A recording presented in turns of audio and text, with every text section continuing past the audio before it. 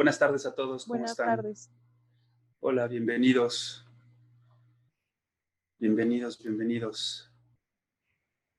Daremos unos minutos, les pido, para que se conecte el resto, bueno, que se vayan conectando un poquito todavía las personas que van llegando, pero mientras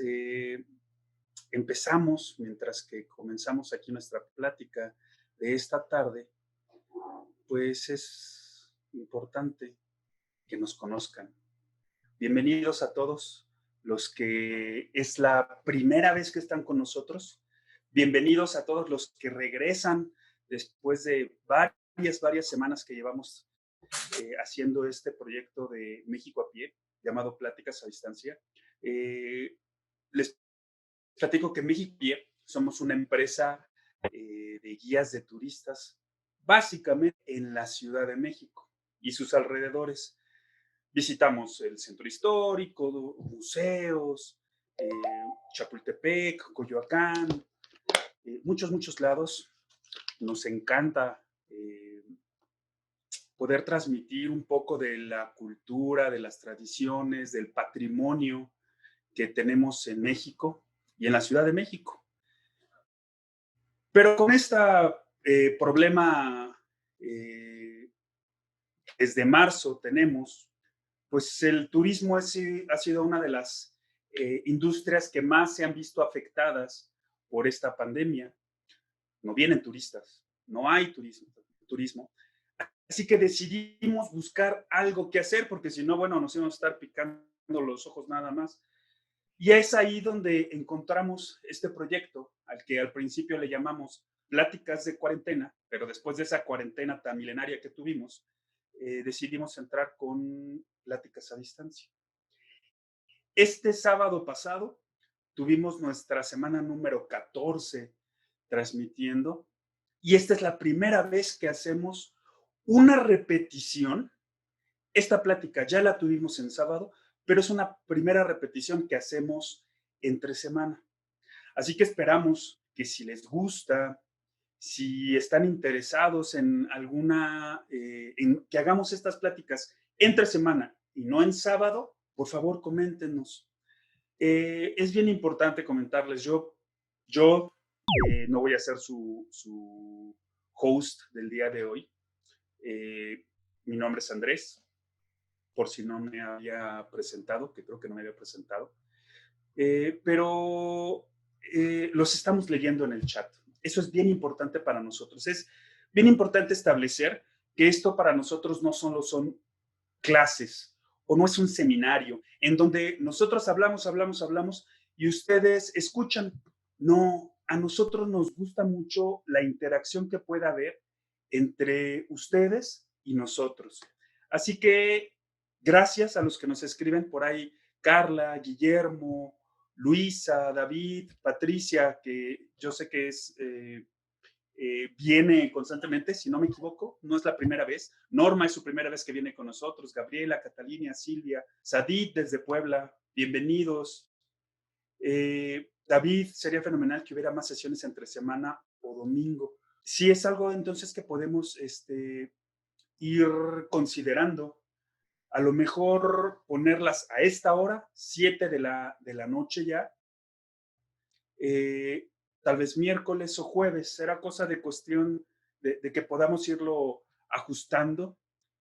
Liliana nos dice que entre semana y domingos. Sería interesante a lo mejor considerar los domingos, sería cuestión de verlo. Estefanía desde Toluca, Mara, buenas tardes, buenas noches a todos. Les platico, bueno, nuestras pláticas, los calendarios que llevamos están ya puestos en Facebook. Síganos, por favor. Nos ayuda mucho sus comentarios, su retroalimentación. Ahí comentamos acerca de estas pláticas que llevamos. Hemos platicado acerca de prehispánico, hemos platicado acerca de iconografía, que es un mundo enorme lo que tenemos de iconografía. Hemos platicado de arte. Este sábado anterior tuvimos una plática de Art Deco. Ahora vamos con Art Nouveau. Hemos platicado de José Clemente Orozco, por ejemplo, platicando un poquito y analizando un poquito su obra, lo cual es bien, bien interesante poder eh, abordar a los artistas desde una perspectiva diferente. Hemos pensado en tal vez entrar a platicar acerca de artistas conocidos, pero no tan conocidos como Juan O'Gorman, por ejemplo, como Doctor Atl, o regresarnos un poquito más atrás y ver eh, algo de novohispano, de arte novohispano. Entonces, aquí es bien importante, por favor, que nos sigan, que nos comenten en Facebook, que interactúen con nosotros para decirnos qué temas les gustaría que abordáramos, ya sea en estas pláticas de entre semana, que es la primera vez que estamos comenzando, y o las pláticas que tenemos todos los sábados. Eso es lo más importante para nosotros, poder tener ese conocimiento de qué es lo que ustedes quieren para nosotros poder estudiarlo y transmitirlo, que es muy, muy importante poder transmitir todo ese conocimiento, toda esa pasión que tenemos por México. Es enorme la cultura que tenemos, como ya les decía, desde prehispánico, novohispano, México independiente. David nos dice, sería emocionante algo de arte, arquitectura del Imperio Maximiliano, por supuesto, el Imperio Maximiliano es muy rápido, un par de años nada más, pero que dejó marca, entre semana y los domingos. Es importante, sí, qué bueno. Uno del canal de la Viga y su historia, claro, claro, toda la historia de la Ciudad de México y su evolución que ha tenido a lo largo de 700 años de historia. Vamos, con un canal como La Viga, que apenas hace menos de 100 años todavía era un canal. Síganos en nuestras redes sociales. Sí tenemos Instagram, tenemos Facebook, tenemos un canal de YouTube que la verdad está muy en pañales, pero que sería interesante que nos pudieran ayudar y podamos crear contenido a través de YouTube. Eh, Tenemos nuestra página en internet. Como les digo, nosotros somos guías de turistas y eso es lo que nos encanta. Eh, Tenemos ya casi 6 meses de estar encerrados, pero por fin, con todas las medidas de seguridad, este sábado tendremos un recorrido a pie en la colonia Roma. Ya les platicaremos más, ya les platicará Emiliano, que es quien estará al pendiente de este recorrido. En fin, tenemos muchas cosas por ofrecerles. Eh, Al final les damos nuestros datos de redes sociales, David. Ahí vienen exactamente para que no nos perdamos y no nos perdamos más en ya la plática, lo tanto que estoy hablando yo, que en realidad es simplemente para darnos tiempo a que llegara todas las personas. Sin más de mi parte, yo les quiero presentar a Emiliano. Emiliano está listo. Los dejo con él. Todas las dudas que tengan sobre Art Nouveau, sobre cualquier cosa, con él estaremos resolviéndolo. Yo apago mi cámara y regreso al final. Los ven un rato. Adelante, Emiliano. Muchas gracias, Andrés. Hola, pues bienvenidas y bienvenidos a todos. Qué bueno que están aquí. Para los nuevos, las nuevas, para quienes ya nos han escuchado antes en estas pláticas a distancia, pues es un gusto tenerlos aquí. Ya saben que nos encanta hablar de nuestras pasiones.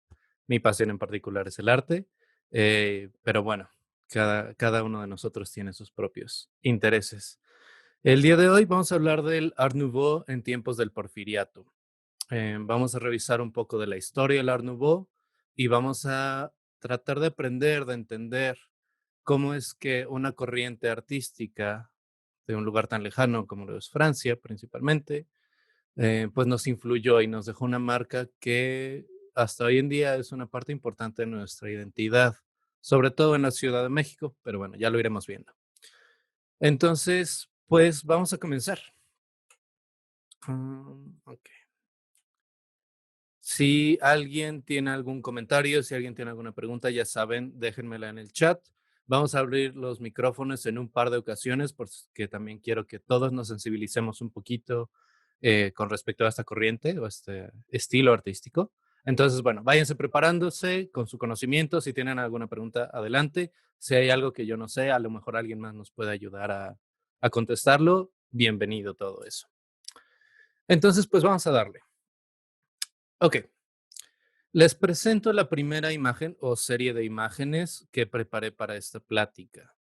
Esta es una serie de impresiones hecha por un artista de nombre Alphonse Mucha, que yo diría es, pues, yo diría que es la cara del Art Nouveau, em, porque utiliza muy bien todos los elementos que vamos a estar estudiando ahorita. También esta en particular me pareció interesante porque conocen, bueno, a lo mejor ya no se hace tanto, pero hasta hace algunos años era muy común que si eras marchante de alguna tienda, de alguna verdulería, recaudería, lo que fuera, al final del año te dieran un calendario para el siguiente año con alguna imagen representativa, usualmente de México, de los volcanes y demás, usualmente en un estilo muy romántico. Esto es básicamente lo mismo. Esta es una serie de imágenes representando las 4 estaciones antropomorfizadas, es decir, convertidas en humanos, en mujeres aquí, y se crearon para la compañía de chocolate mexicano, una compañía francesa que vendía chocolate, pues mexicano. Entonces, me pareció interesante empezar con esta correlación. Les voy a leer una cita de Maurice Denis, que es uno de los personajes que influenció fuertemente en el apogeo del arte decorativo, del Art Nouveau y otras corrientes que influenciaron en ello. Dice así: yo creo que antes que nada una pintura debe decorar. La elección de sujetos o escenas es nada. Es por el valor de los tonos, la superficie coloreada y la armonía de las líneas que puedo alcanzar el espíritu y despertar las emociones. Me encanta esta cita de Maurice Denis. Me parece que nos ejemplifica perfectamente lo que el Art Nouveau estaba tratando de hacer. Les decía, esta es una serie de litografías para los calendarios de 1898. Bueno, esta primera foto es una foto de el Château de perdonen mi pronunciación francesa, y fue tomada durante la Exposición Universal de 1900, que es una exposición que se realizó en París, de la cual vamos a estar hablando bastante. Esta fotografía, por supuesto, está colorizada. En aquel entonces todavía no tenía la tecnología para sacar fotografías a color. Bueno, vamos a empezar a hablar de la feria. La primera exposición universal, de las cuales hubo varias, fue en Londres en 1851. El emperador Napoleón III, pues quedó impresionado con Es en vivo. quedó impresionado con esta exposición que se realizó en Londres y dijo, yo quiero lo mismo para Francia, pero más grande. Entonces comisionó una exposición universal parisina para 1855, 4 años más tarde. Se celebraron una en 1867, una en 1870, en el 78 y en el 89.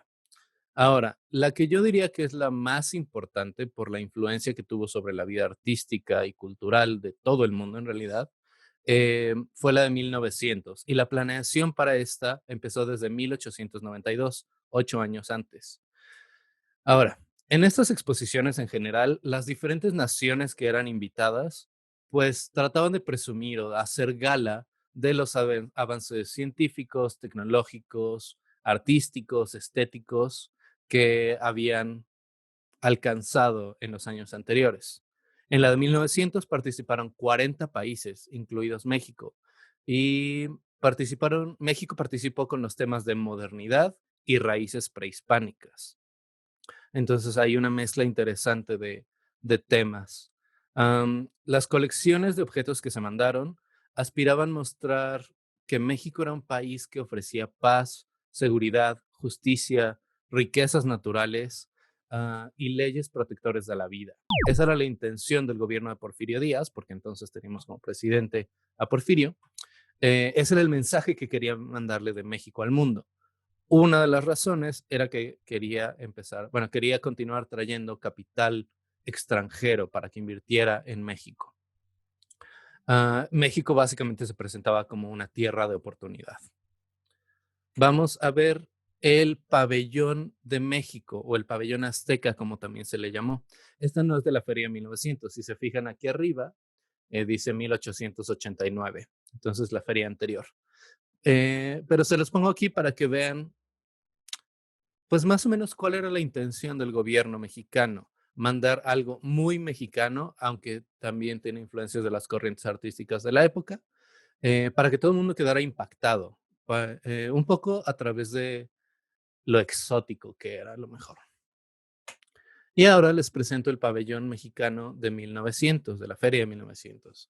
Pueden ver la profunda diferencia. Este es un estilo muchísimo más clásico. Podríamos decir que pertenece al estilo Bellas Artes, como le llamaban, o Beaux Art, de nuevo, perdonen mi francés, pero ya no tiene casi nada que ver con nuestra identidad mexicana, que podría decirse que al menos en el pabellón anterior provenía muchísimo de la influencia prehispánica, principalmente azteca o mexica.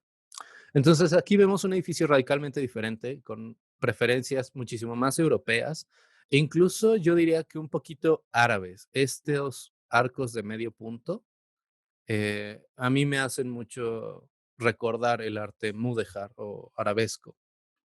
Entonces, un par de ejemplos nada más para que vieran el avance de las preferencias estéticas en la época. Y esta foto me pareció bellísima, me encanta y además nos pone perfectamente en el lugar en el que estaba sucediendo, en el lugar y la época en que estaba sucediendo la exposición de 1900. Podemos ver la Torre Eiffel aquí dominando el paisaje y alrededor se pueden ver todos los pabellones eh, de diferentes países que fueron enviados y construidos ahí in situ para, bueno, para llenar la feria, ¿no? Pero además en el horizonte podemos ver el humo de las fábricas, que pues esto era relativamente novedoso, ¿no? Conocemos la revolución industrial y sabemos que trajo muchísimos cambios a los estilos de vida de básicamente nuevamente todo el mundo, pero aquí lo vemos muy claramente, vemos el avance a través del humo que están produciendo. Esta es una foto tomada por Félix Tioler de París en 1900.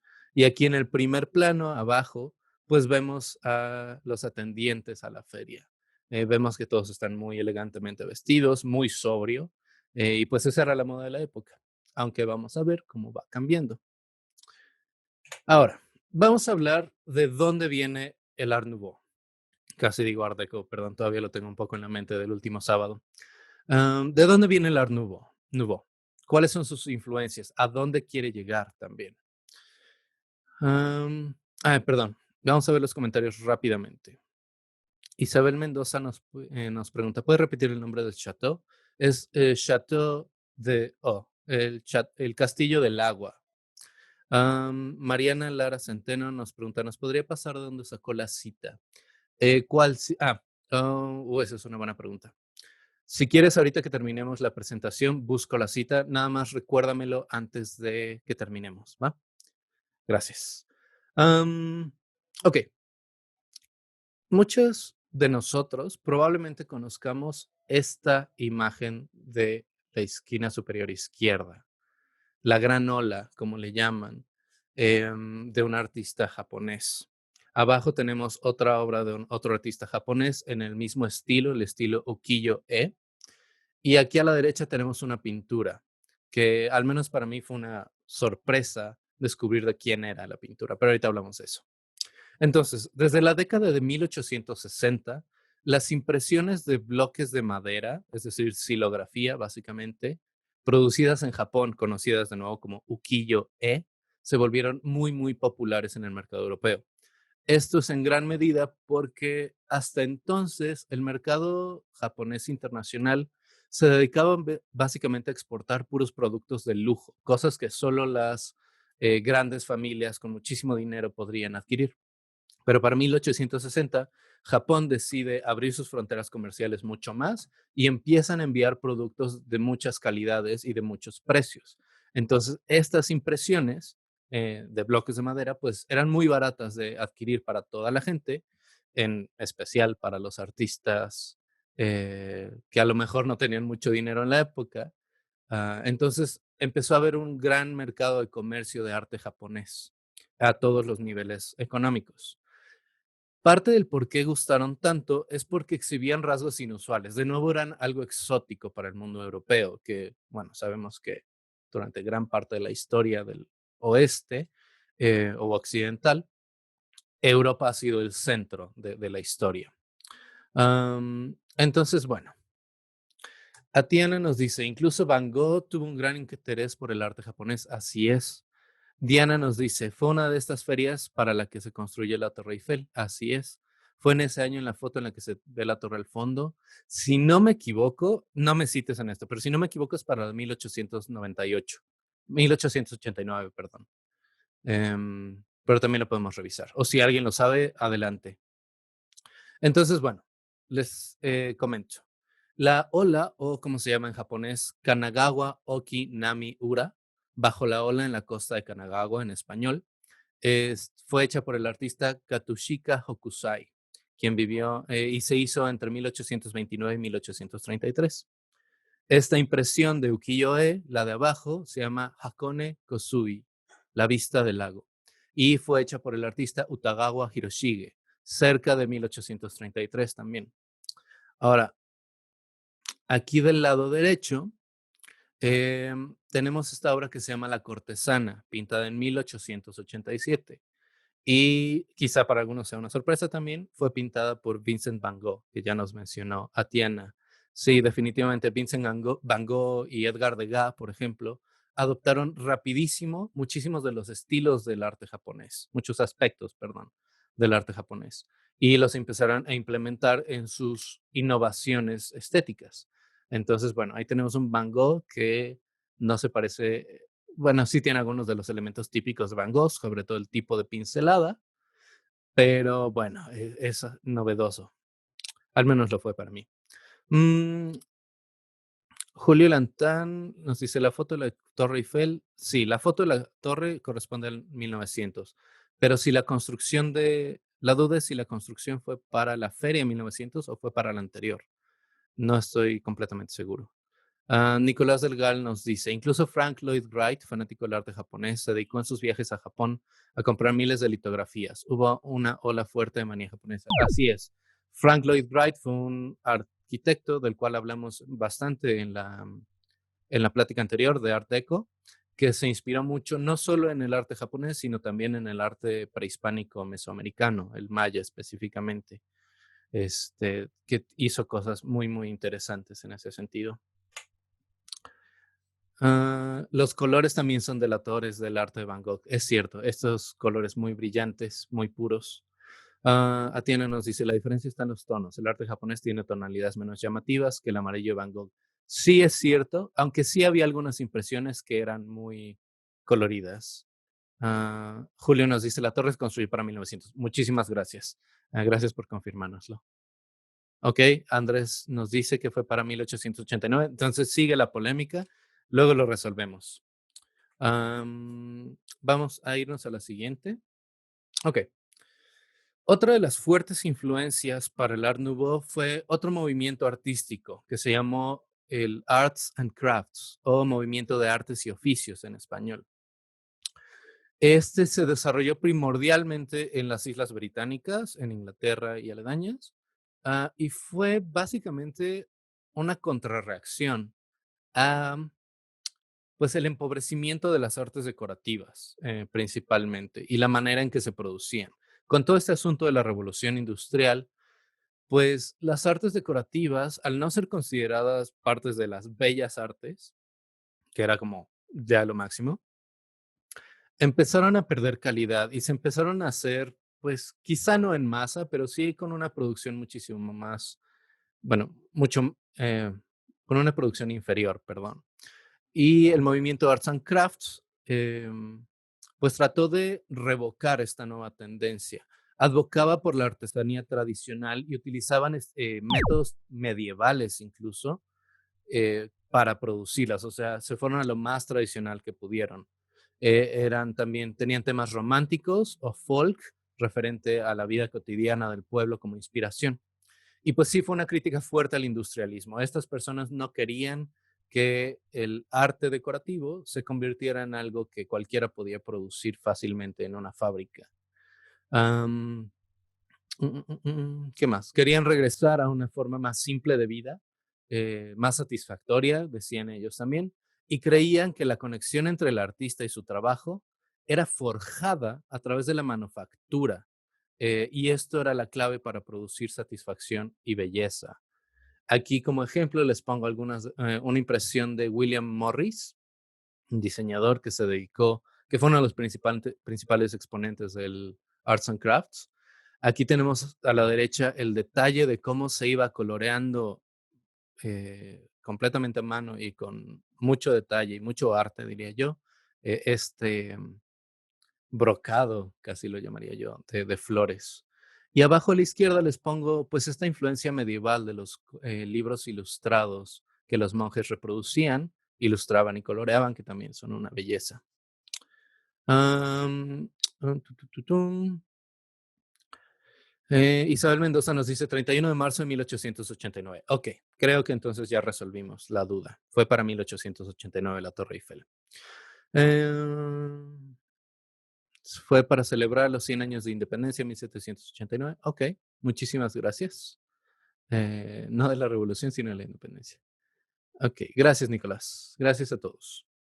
Ahora, otra cosa que influenció fuertemente al Art Nouveau fue pues el renegar en contra de una cosa que se llama el historicismo.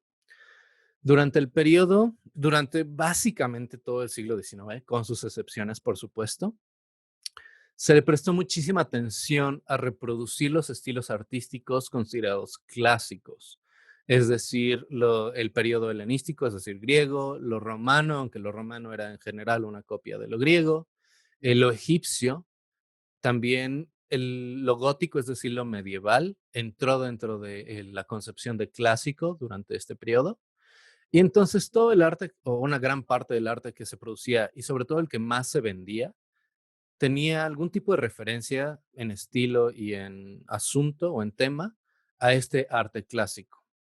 Am, Probablemente esta preferencia por lo histórico se deba al nacimiento de una nueva clase social y económica, la burguesía, que después de la revolución industrial pues empiezan a adquirir bienes, es decir, más gente empieza a adquirir más dinero, y estos integrantes que no vienen de estas antiquísimas familias adineradas y aristocráticas, tratan de hacer hasta lo imposible por pertenecer a esos altos círculos aristocráticos que se caracterizaban por ser pues muy culturales y muy intelectuales. Entonces empezaron a comprar mucho de este arte histórico para poder enseñarle a su vecino, adinerado también, que tenían una obra clásica.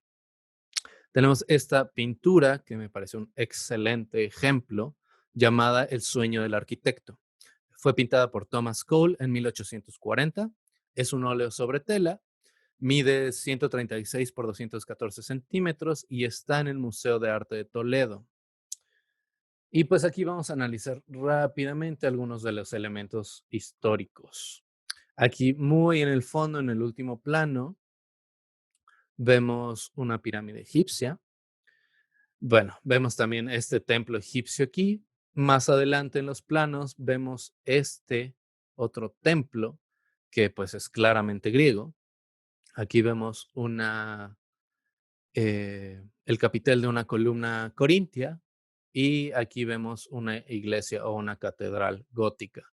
Todos estilos muy dispares, pero esta es una mezcla, digamos, un collage de estilos em, arquitectónicos clásicos. Alfredo Sánchez nos dice, no lo escucho. ¿Hay alguien más que no pueda escucharme? Andrés, ¿crees que podrías echarme la mano?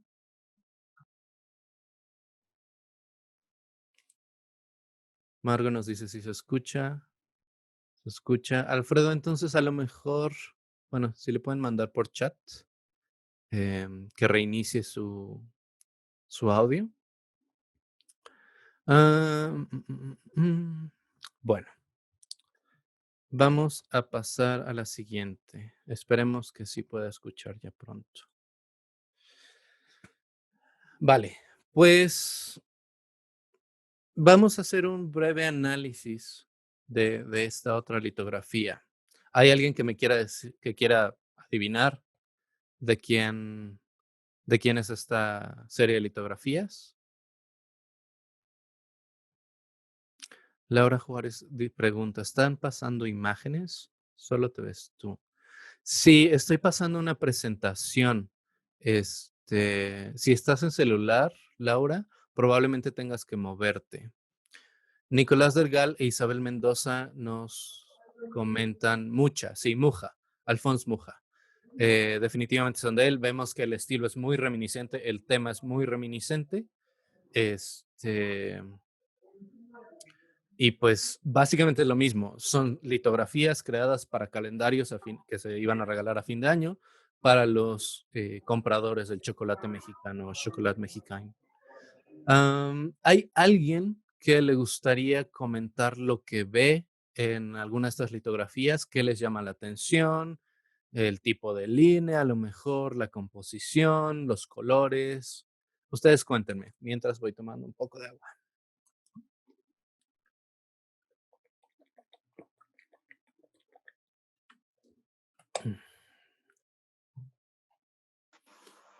¿Hay alguien que se quiera aventurar a hacernos algún comentario sobre las litografías entonces?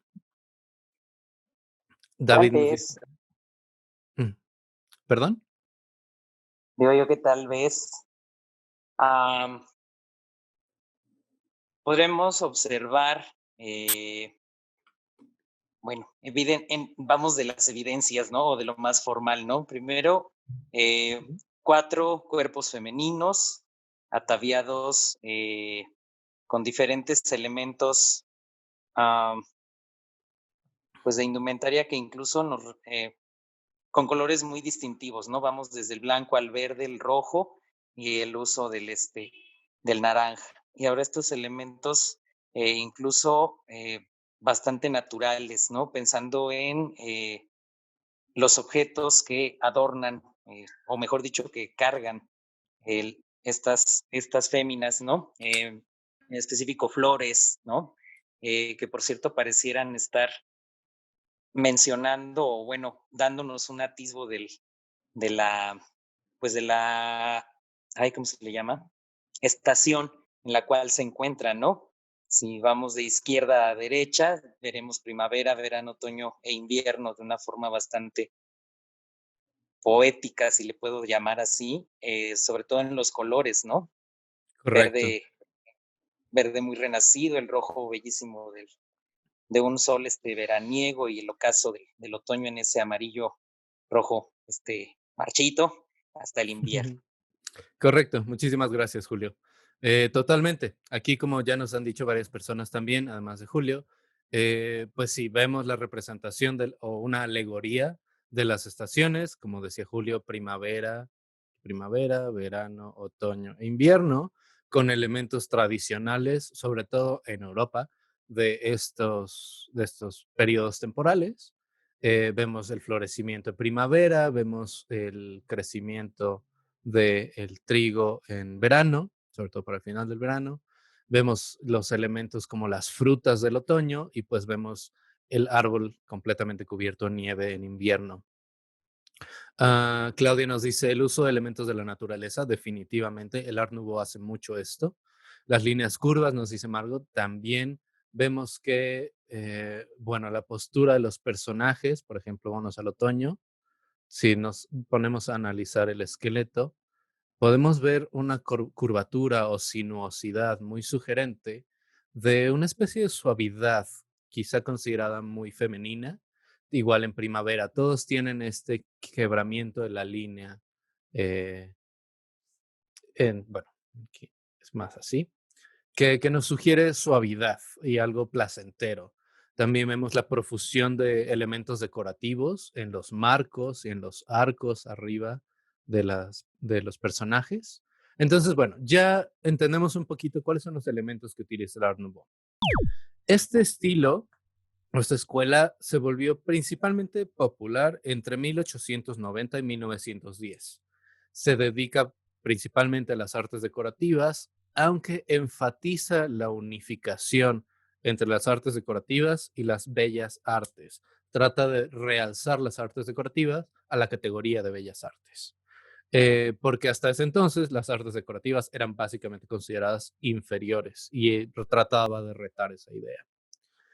A menudo se inspira en las formas naturales de plantas y animales en general, busca las curvas sinuosas y evoca una sensación de movimiento y dinamismo.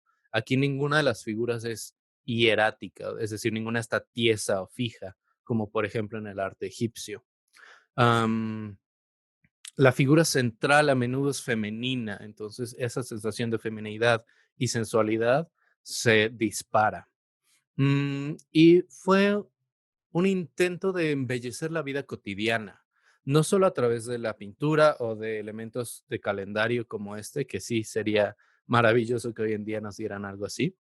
Am, También se utilizó, como nos dice Antonio, en joyas, en la forja, en cerámica, en telas, en vidrio. Vamos a ver muchos ejemplos de esto. Incluso en la planeación urbana o en el urbanismo, ahí también vamos a ver un poco de esto. Además, este es el periodo en el que yo diría al menos que el diseño gráfico se empieza a formalizar como un estudio aparte del arte, sobre todo a través de el cartelismo, la silografía o la impresión en madera y, bueno, la impresión o el grabado en diferentes técnicas. Antonio nos dice también predominan tonos tierra, pasteles y agua. Es cierto, muchos de los colores tienen baja saturación, es decir, tienen mucho blanco y por lo tanto son pasteles o apastelados. Y también los tonos tierra como los amarillos ocre del cabello, de los vestidos. Entonces todo es muy suavecito, o casi siempre. Vale, vamos a ver un poquito de los motivos. Los motivos son elementos que se repiten constantemente en una obra o en un grupo o en un cuerpo de obra. El principal y del que en realidad quería hablar es la línea de latigazo, como le llaman, o whiplash line en inglés. Aquí les puse un diagrama de cómo se elaboraría una de estas pinturas o un grabado, un brocado, cualquier cosa en realidad. Y podemos ver estas líneas con una tensión muy interesante. Em, en ningún momento, bueno, son líneas que no le dejan al ojo relajarse, pero tampoco lo estresan fundamentalmente. No es como si fueran una línea diagonal así, ¿no? Son líneas que tu ojo entra a la obra y te lleva suavemente, como una barca en marea baja. Entonces es muy elegante la manera en que se utiliza la línea. Los elementos vegetales, por supuesto, y los motivos florales. Otra cosa es que en general la simetría no era tan apreciada como en otros periodos históricos. Digo, por supuesto hay ejemplos de simetría, pero también trataban de romper esa simetría con las líneas predominantes de una composición. Ah, Ahora vamos a ver algunos ejemplos de artistas que se desempeñaron dentro del estilo Art Nouveau. Este es muy, muy, muy conocido. También se le podría llamar la cara del Art Nouveau, aunque me parece que Muja es más adherido al purismo del Art Nouveau, si tal cosa existiera. ¿Alguien sabe de quién son estas pinturas? El uso de dorado es una muy buena pista.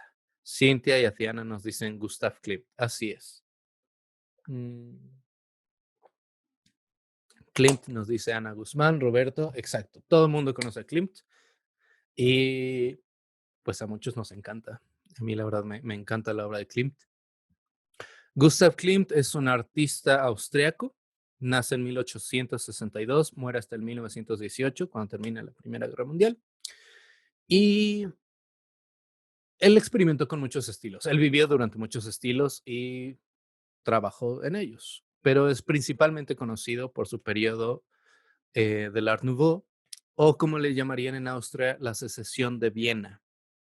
Otra cosa con el Art Nouveau y muchos de los estilos del principio del siglo es que son internacionales, es decir, Se dan en muchos países de todo el mundo, por supuesto, pero cada región tiene sus peculiaridades. La Secesión de Viena es diferente al Nouveau parisino o al Jugendstil alemán o al movimiento Arts and Crafts inglés.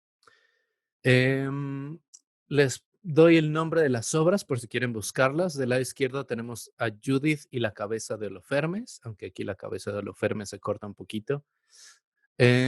Aquí tenemos Judith 2. Aquí dice el título, Judith y Holofernes. La primera es de 1901, la segunda es 8 años después, 1909. Y el último que me pareció un muy buen ejemplo sobre cómo varía la Secesión de Viena o cómo varían los estilos en general dentro del cuerpo de un mismo artista, es este último, que se llama El Árbol de la Vida, que es el fragmento de un friso de un elemento decorativo arquitectónico alargado de Stocklet. La familia Stocklet era una familia adinerada austríaca y le encargaron a Klimt, que era pues muy famoso ya para entonces, ya para 1911, que decorara la casa de una manera pues grandiosa, ¿no? Y este es un mosaico, aunque aquí no se alcanza a distinguir muy bien. Y pues creo yo que hay una fuerte diferencia con lo que vimos de Mucha, por ejemplo. A pesar de que la figura femenina sigue siendo central en la obra de Klimt, eh, pues a lo mejor la trabaja de una manera diferente. Pero lo que podemos ver que tiene en conjunto con Mucha y otros artistas de la época, pues es la sinuosidad de las líneas, la suavidad de la mayoría de los colores. La intensidad, por ejemplo, en esta versión de Judith, proviene del contraste entre los dorados o los amarillos y el negro, que es una combinación de colores que es muy chocante, digamos, para los ojos, aunque es muy placentera de ver, pero es muy llamativa. Por eso se utiliza en los letreros para carreteras o de peligro, por ejemplo. Y otro de los elementos que vemos que comparte con básicamente todos los artistas del Nouveau es la profusión decorativa, es decir, cuántos elementos decorativos incluye, que no son parte a lo mejor central de la composición, pero la complementan, llenándola de textura y movimiento. Vámonos con la siguiente. ¿Ustedes dirían que esta pintura es del mismo artista, de Gustav Klimt?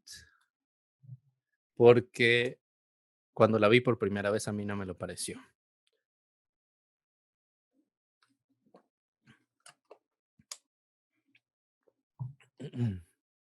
Bueno,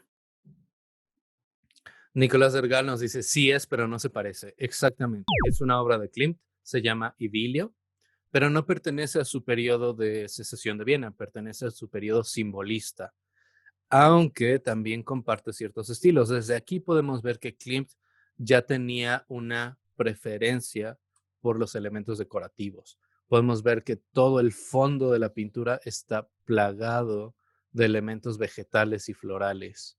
Entonces, básicamente no hay ningún espacio limpio, con excepción de este cuerpo arquitectónico en la parte inferior. Este pertenece a su periodo simbolista, no sé si lo dije.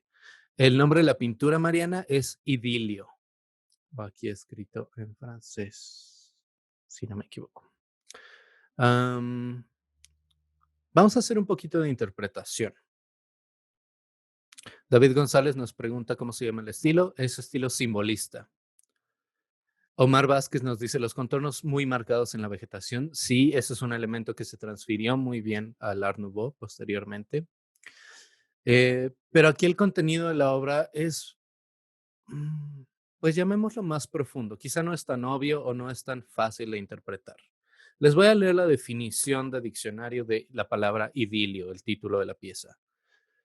Es la relación amorosa entre dos personas que generalmente es vivida con mucha intensidad y es de corta duración.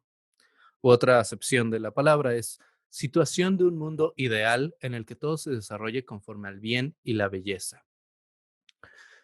Aquí hay muchas interpretaciones. La que a mí más me gustó era que sí estaba hablando de una especie de relación amorosa, pero no una relación amorosa romántica, o no per se. Lo que leí sugería que era una relación amorosa entre la vida y la muerte, que bueno, ya es bastante poético de por sí. La vida estaba representada por la figura femenina y los dos pequeños niños. eh, y pues los niños están siendo alimentados por esta figura maternal, dadora de vida. Sin embargo, este, em, este grupo de personajes se encuentra aislado del resto de la composición. Tenemos otros dos personajes en el exterior o en el primer plano que parecen impacientes, que parecen como que están solo esperando a que les llegue el momento. Entonces, pues a mí me da la impresión de que estos dos personajes están representando quizá el paso del tiempo y la eventual muerte de todos nosotros, básicamente. Entonces, bueno, una interpretación. Si alguien tiene alguna otra, pues es más que bienvenida. Este, que es lo interesante del simbolismo, ¿no? Que la interpretación siempre es subjetiva al observador. ¿Hay alguien que se quiera aventurar?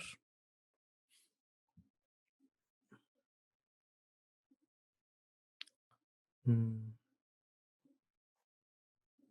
Bueno, si a alguien se le ocurre algo, pues también nos lo puede poner ahí en el chat y podemos regresar brevemente a la pieza.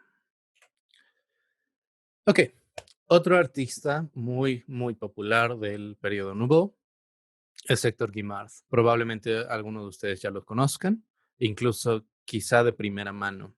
Héctor Guimard vivió entre 1867 y 1942 y, bueno, fue un arquitecto. Su primera pieza importante o reconocida es esta de aquí de la izquierda, el Castillo Berenguer. Y a partir de eso empezó a adquirir muchísima popularidad, pero el momento en que su carrera rompe y ya se vuelve artista estrella, digamos, es con un concurso que se lanzó para diseñar las entradas a las estaciones del metro parisino. Esto fue planeado para 1900 porque París quería presumir todo su cultura, todo su arte y demás, entonces querían pues presumir su nuevo sistema de metro, que pues era un gran avance tecnológico y sociocultural.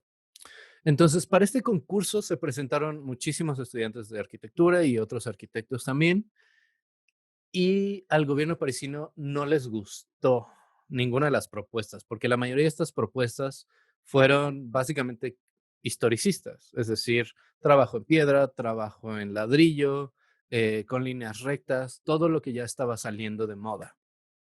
Y entonces Guimard presenta su proyecto fuera del concurso, es decir, él no participó directamente en el concurso, lo ganó después de que nadie ganara. Y pues el gobierno de París dijo, sí, esto es perfecto.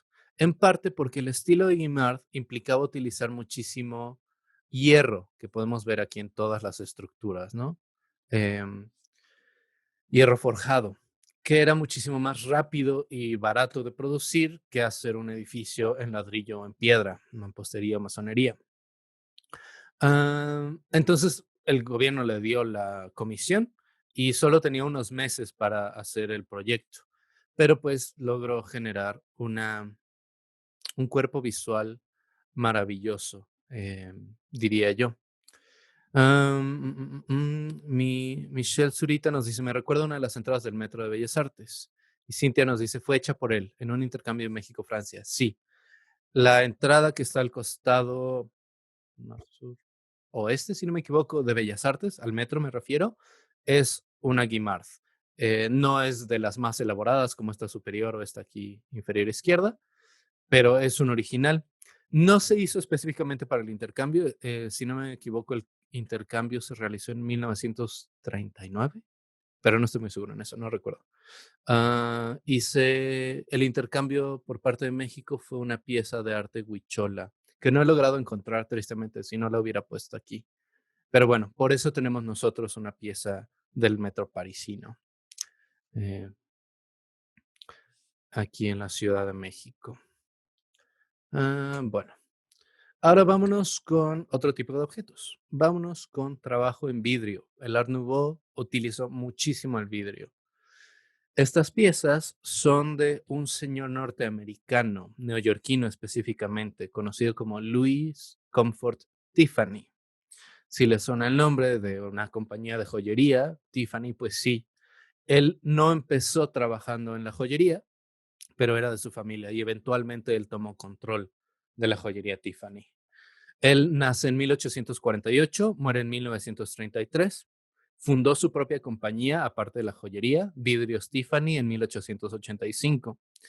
Y él decidió darle la vuelta completamente a el estilo preponderante de vitrales que se hacían en esa época. En esa época los vitrales se hacían con paneles de vidrio unidos con plomo de vidrio y el vidrio se entintaba una vez ya puestos en el plomo.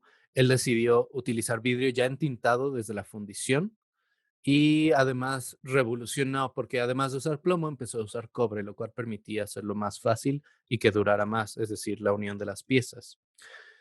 De hecho, él empezó utilizando vidrio de botellas y frascos reciclados porque era de menor calidad que el vidrio que se utilizaba para vitrales y por lo tanto tenía impurezas. Y estas impurezas al fundirse, pues le daban más personalidad y más variedad cromática o de color al vidrio. En 1900, perdón, él participó en la feria de 1889, donde se presentó la Torre Eiffel, y ahí conoció a Muja. Entonces, pues empezamos a ver cómo los artistas se conocen unos a otros y se empiezan a influenciar unos a otros. En 1902, el señor Comfort Tiffany se convierte en el director de diseño para Tiffany and Company, la joyería que les mencionaba, que fue fundada por su padre. José Francisco nos dice, él creó el telón de Bellas Artes. Correcto, ahorita lo vamos a ver. Luisa nos dice, es verdad. Y Ron nos dice, opulencia, época. Definitivamente, esta era una época en la que, pues, no reparaban en gastos, como dirían en Jurassic Park, por mostrar todo lo que podían hacer. Aquí tenemos un jarrón del lado izquierdo, quiero decir, un jarrón o florero con un diseño y patrón que está evocando las plumas de la cola de el, quiero decir avestruz, no es el avestruz, el pavo real, perdón. Abajo tenemos una lámpara de lirios blancos. Este es un vitral aquí en medio. Aquí tenemos parte de la joyería de Tiffany. Este es ópalo, oro y esmalte. Y estos de aquí abajo son piezas modernas. De hecho, si pueden ver, aquí hay una pluma y un pisapapeles y una bufanda. Son piezas que vende el Museo de Arte Moderno en Nueva York, reminiscentes o retrabajando las piezas originales de el señor Tiffany. Ahora, uno de mis temas favoritos, la joyería. La joyería, por supuesto, es otra manera de mostrar opulencia, es otra manera de entender la belleza en la vida. Y pues, por supuesto, los artistas hicieron presencia en este ramo de la creación humana. Estas piezas pertenecen a Lalique, René Lalique, artista francés que nace en 1860, muere en 1945. Él funda su firma en 1885, al mismo tiempo el mismo año que Tiffany. Y él empieza a adquirir fama tras su presentación en la feria de 1900. Entonces pueden empezar a ver ya más de primera mano cómo es que estas ferias disparaban a algunos artistas y algunos estilos a convertirlos en personalidades internacionales, básicamente. Una de sus principales clientas fue la actriz llamada Sarah Bernhardt, una actriz muy, muy reconocida, principalmente en Francia en la época, de la cual vamos a hablar brevemente un poquito más adelante. Él experimentó con muchos materiales diferentes, con diferentes metales, por supuesto, con cristal de roca, ya no solo con las gemas preciosas, es decir, diamantes, rubíes, esmeraldas. Él experimentó con más, también con vidrio. Y se le conoce también mucho por sus botellas de perfume, que son exquisitas. Alejandro nos dice, ¿podrías repetir el nombre de la feria? Claro, es la Exposición Universal de 1900. Aquí tenemos dos fotos de una pieza, a la izquierda quiero decir, de una pieza que se llama Mujer Libélula, hecha en 1900, hecha para la feria específicamente. Los materiales son oro, esmalte, que se puede puede ver principalmente en las salas. Y vidrio moldeado. Perdón, y piedra lunar. Que aquí de hecho no estoy seguro dónde está la piedra lunar. Bueno, aquí en medio tenemos un collar, un pendiente hecho en 1905 con oro, esmalte y vidrio moldeado y una perla aquí abajo, una peineta hecha de cuerno y un pendiente hecho de oro, esmalte y vidrio. Entonces, pues la LIC también. Una maravilla. Y bueno, vamos a hablar rápidamente de Mucha. Yo espero que para este momento ya todos podamos reconocer fácilmente a Alphonse Mucha. Es muy claro su estilo, es muy de él. Él nace en 1860, muere en 1939. Nace en una provincia de lo que ahora es la República Checa. Como muchos artistas de la época que estaban tratando de innovar, pues fue rechazado de la Academia de Bellas Artes de Praga y hasta le dijeron, búscate una carrera diferente. Entonces ya se imaginarán la motivación que eso le pudo haber dado. Otra cosa interesante de Mucha es que él decidió utilizar la fotografía. Mientras muchos artistas estaban preocupados de que esta nueva tecnología, la fotografía,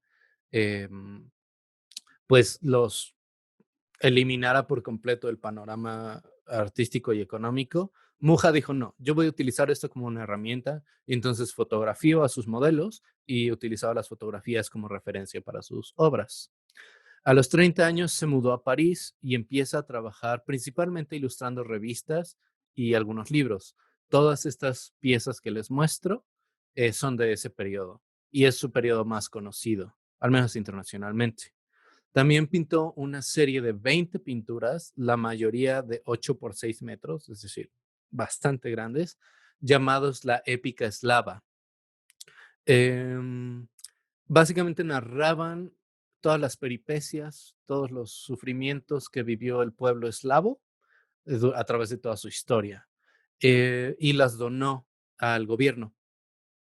Tristemente, estas pinturas se consideraron ya como irrelevantes, pasadas de moda y burguesas una vez que la revolución socialista se dio. El nuevo régimen socialista comunista pues ya no estaba interesado en el arte que los burgueses hacían. Ellos querían realismo social, básicamente, y querían que se resaltara la dura y ardua vida de los trabajadores del campo, de las fábricas, en oposición a la suavidad y a la femineidad del Art Nouveau. Entonces cayeron en el olvido por bastante tiempo, estas 20 pinturas. Bueno, ¿alguien tiene alguna pregunta, algún comentario antes de que pasemos al Art Nouveau en México? Mientras voy a beber un poco de agua.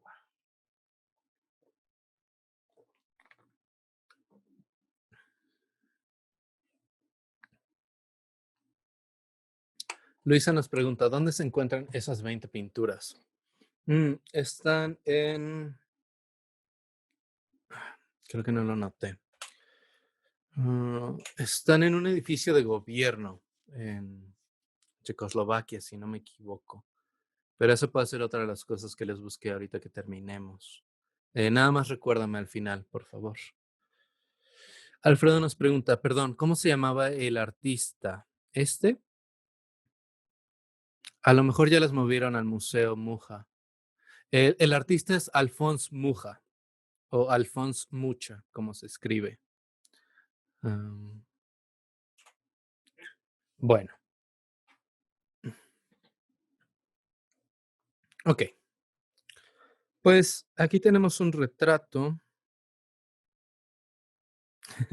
Atiana nos dice, alguien en Twitter dijo que la diferencia entre Art Nouveau y Art Deco es la misma que entre los elfos y los enanos en The Lord of the Rings, en El Señor de los Anillos. Esa es una increíblemente buena comparación. Me encanta.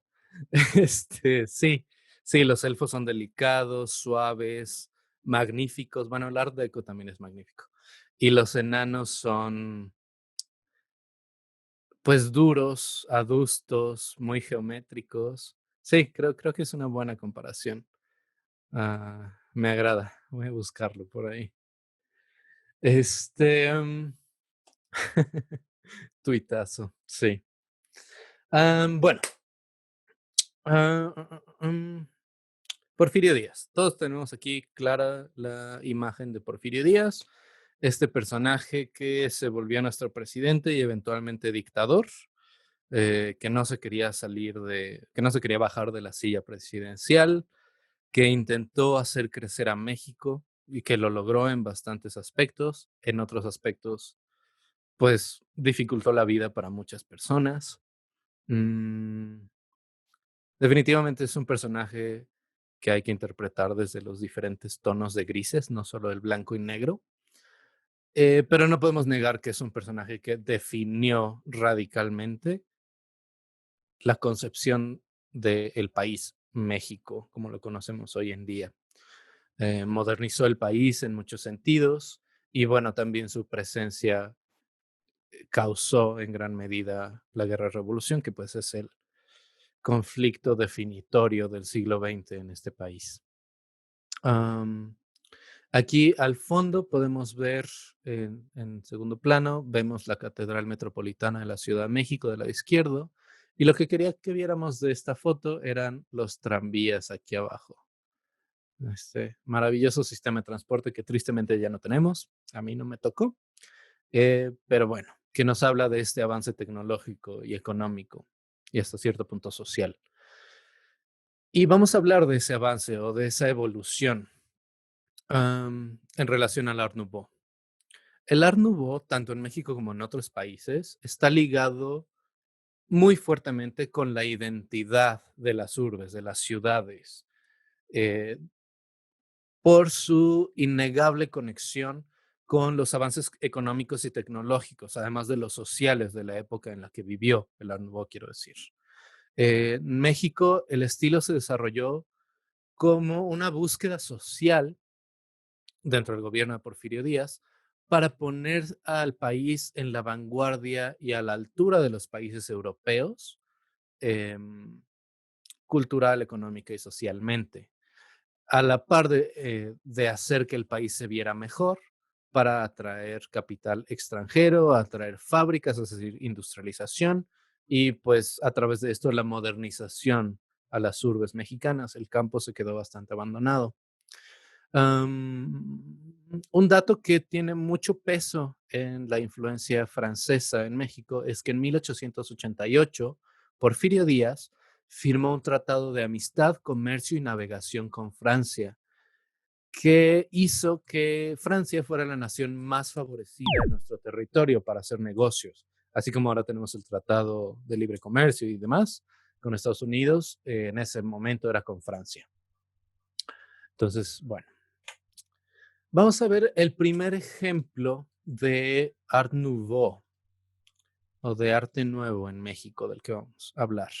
¿Alguien reconoce el edificio de la izquierda, de la foto de la izquierda? ¿O les suena de algo? Michelle nos dice... Universitario del Chopo. Exacto, muchas gracias Álvaro. También Isabel, Nicolás, Luisa, ok, todo el mundo lo reconoce, me encanta. Sí y no. El asunto es que la foto de la izquierda no fue tomada en México, fue tomada en Düsseldorf, Alemania. Esto es debido a que en 1902, después del éxito de la Feria Universal de 1900, Alemania dijo, queremos hacer lo mismo, queremos hacer una exposición de arte e industria textil. Entonces organizaron su feria y crearon ese palacio de cristal, podríamos llamarlo, para que ahí adentro se celebrara la feria. Al concluir la feria, hubo una compañía llamada la Compañía Mexicana de Exposición Permanente que compró 3 de las 4 salas de esa sala de exhibición. Y lo importaron para acá, se lo trajeron en barco y bueno, se empezó a utilizar como una sala de exhibición aquí en México. El ahora Museo del Chopo estuvo fuertemente inspirado en un palacio que se llama el Palacio de Cristal, literalmente, que es una estructura creada en Londres para la Gran Exposición de Londres en 1851. Entonces, Bueno, podemos ver cómo todo da la vuelta y regresa al mismo punto de las ferias o las exposiciones internacionales. Se decidió ubicar este edificio en la colonia Santa María la Ribera porque para entonces era símbolo de la modernidad de la Ciudad de México, porque fue la primera en ser planeada y fraccionada desde el principio, y además de que contaba ya con todos los servicios que eran propios de la época. Para el centenario de la independencia, es decir, para 1910, se rentó el edificio para albergar el acervo de ciencias naturales. Es decir, recuerdan que teníamos el Museo Nacional, donde se albergaban las colecciones de ciencias naturales y de antropología. Eventualmente estas exhibiciones se separan y se van cada una a su museo. Pero bueno, en este momento la exhibición de ciencias naturales se fue a lo que ahora es el Chopo, el Museo del Chopo. Después de esto, el museo empieza a caer en decadencia. Como vamos a ver, fue una historia repetitiva en la Ciudad de México. Entonces, para el 69 ya había estado abandonado por muchos años y la estructura metálica se planeaba vender como chatarra, como fierro viejo, que también vamos a ver es un poco una constante, tristemente. Pero es en ese año cuando surge la iniciativa de monumentos artísticos e históricos, que para nosotros los guías es muy importante, lo cual obliga al Instituto Nacional de Antropología e Historia a protegerlo. Es de ahí que no se fue con el ropavejero el Museo del Chopo. Ahora vamos a ver una foto moderna.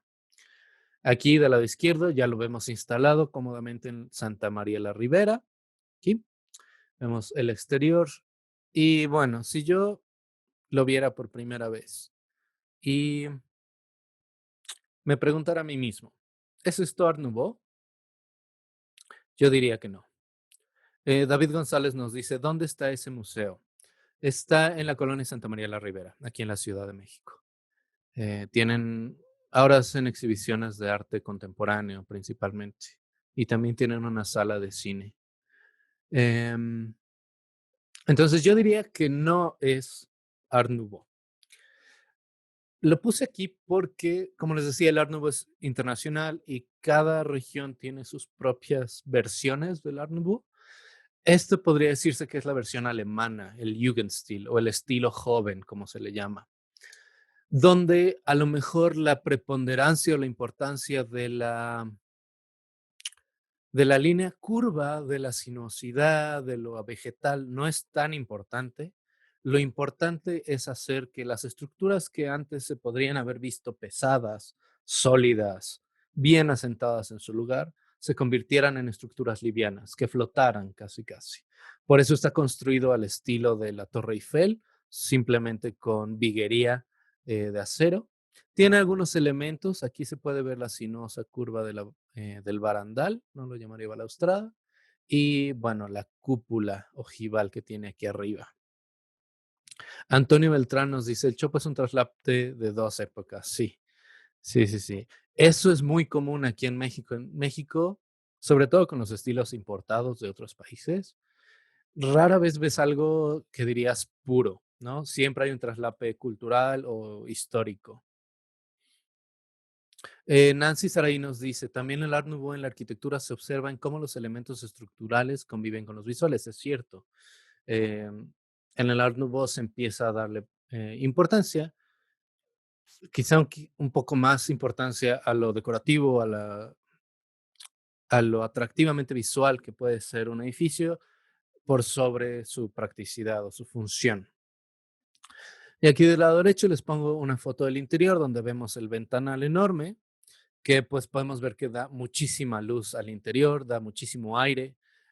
Todas las vigas o las estructuras de soporte pues son casi palillos si los comparamos con el tamaño de la obra, bueno, del edificio. Entonces, de ahí proviene la ligereza visual y, bueno, también material del edificio.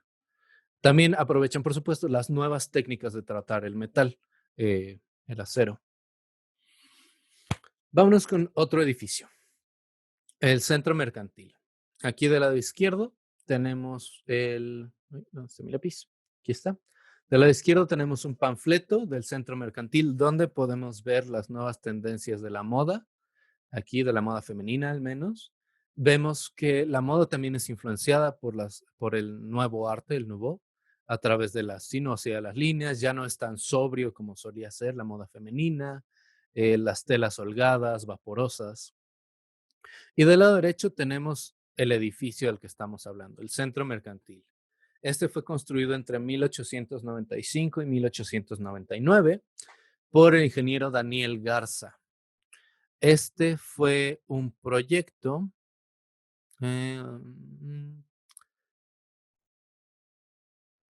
El David González nos dice, ¿este no es un Palacio de Hierro en la Ciudad de México? No, como nos dice José Francisco, está en contraesquina del Palacio de Hierro, del cual vamos a hablar ahorita. Muchas gracias. Sí, hoy en día, como nos dice Ana María, es el Gran Hotel de la Ciudad de México. Bueno, les decía, se construyó por Daniel Garza y fue un proyecto fuertemente apoyado e impulsado por el gobierno de Porfirio Díaz en este afán de hacer la Ciudad de México un ejemplo del arte europeo en América. Cerró en 1958 el centro mercantil. Ese fue el último año de vida y estuvo en desuso por 10 años, cuando se planteó por primera vez convertirlo en hotel, para convertirlo en el Gran Hotel, tras demolerlo, esa es la cosa. Pero se dieron que la estructura fundamental, no necesitaba ser demolida, que todavía servía y que no iba a tener ningún problema arquitectónico. Así que se echaron un poquito para atrás porque la herrería, que ahorita vamos a ver a detalle, adivinen qué le hicieron.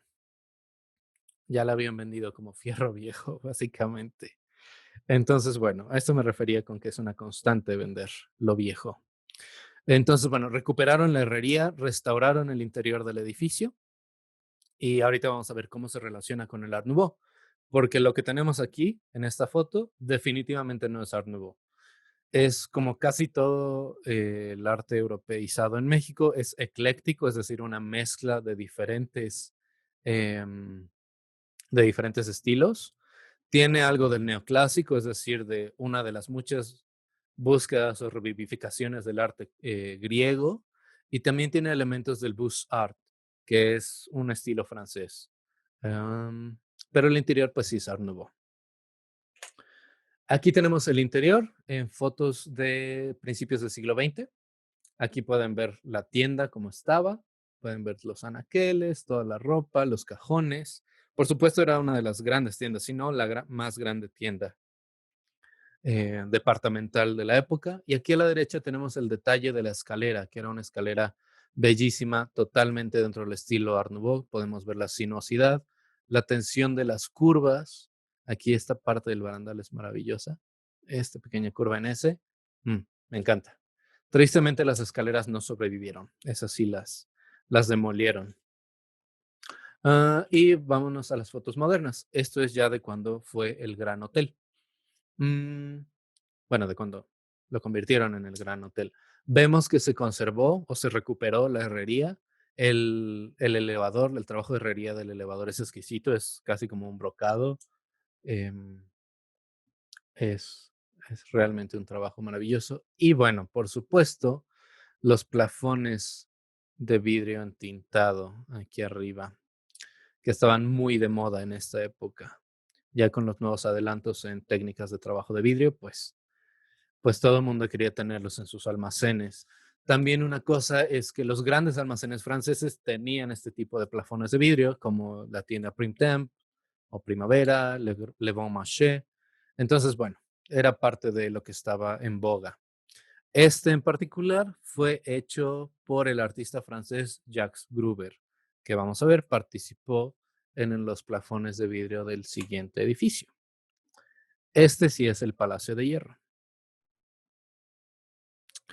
Ro nos pregunta, ¿el Art Nouveau es más orgánico que el Art Deco? Definitivamente. Si por orgánico nos referimos a que utiliza como inspiración las líneas curvas que se encuentran en la naturaleza, sí. El Art Deco utiliza estructuras geométricas y se basa básicamente en el triángulo, el círculo y el cuadrado modificados, como vimos en la plática del sábado anterior. Con gusto. Entonces, bueno, almacenes Palacio de Hierro. Aquí tenemos esta postal donde nos enseña los almacenes como eran originalmente. Hoy en día El edificio abarca ya toda la cuadra hacia acá. Compraron este lote. Y pues vemos que tampoco tiene nada de Art Nouveau, ¿no? Pero si nosotros vamos al centro de la Ciudad de México, pues ya no lo vamos a ver así. Em, Se dice, bueno, es normalmente considerado que este fue el primer edificio en la ciudad de este tamaño, de esta envergadura al menos, en tener una estructura completamente de hierro. Por eso se le puso el nombre. El edificio pertenecía o pertenece a la compañía J. Tronis y compañía. Y el exterior está básicamente totalmente inspirado en el estilo Chicago, que es muy sobrio, muy geométrico también, pero con muy pocos elementos decorativos, a excepción del acoginado. Am, el Art Nouveau nos dice, perdón, Roberto nos dice, el Art Nouveau utiliza elementos propios de la naturaleza. José Francisco nos dice, porque originalmente era fábricas de Francia. No, el dueño del Palacio de Hierro colaboró con el dueño de, bueno, hicieron ahí una mezcla con los dueños de fábricas de Francia, pero no, no era el mismo. David González Curioso, esas banderas francesas. Según yo son banderas mexicanas. En mi pantalla al menos sí se ve verde y se alcanza a notar el detalle del águila ahí. Pero bueno. Ok. Si vamos al centro de la Ciudad de México, pues lo veríamos así. Lo remodelaron porque sufrió varios desperfectos. En 1914 hubo un incendio y en ese momento decidieron rediseñar el edificio. Tristemente, en este año comenzó la Primera Guerra Mundial y el arquitecto que estaba encargado, Paul Dubois, tuvo que irse a Francia. Regresó y ya para 1921 se terminó el proyecto de restablecer el Palacio de Hierro a su nueva gloria. ¿Qué más? El arquitecto original fueron Eusebio e Ignacio de la Hidalga. Y pues sí, ahora vamos a ver lo que es más nuevo, los plafones de vidrio, que también fueron hechos por Jacques Gruber. David González nos dice, la mía es azul sin águila. Sí, es el problema de las pantallas. Cada pantalla es única, entonces los colores a veces no se transmiten muy bien. Y bueno, aquí les enseño el techo de vidrio, uno de los dos techos de vidrio que tiene el Palacio de Hierro. Antonio nos pregunta, ¿Ignacio de la Hidalga tiene que ver con Lorenzo y la Hidalga? Eso es una buena pregunta. No, no sabría decirte. Si alguien sabe, por favor, sáquenos de la ignorancia. Y bueno, ya vimos los grandes almacenes. Ahora vámonos con lo que yo llamaría la joya de la Ciudad de México, el Palacio de Bellas Artes, originalmente del Teatro Nacional. Aquí quisiera que hiciéramos una reevaluación, que recordáramos lo que hemos aprendido sobre el Art Nouveau, lo que ya sabíamos, y quisiera que me dijeran, ¿ustedes considerarían que Bellas Artes pertenece a este estilo del que hemos estado hablando? Irma Arellano nos responde con un rápido sí, David González sí. ¿Les gustaría explicar por qué lo considerarían así?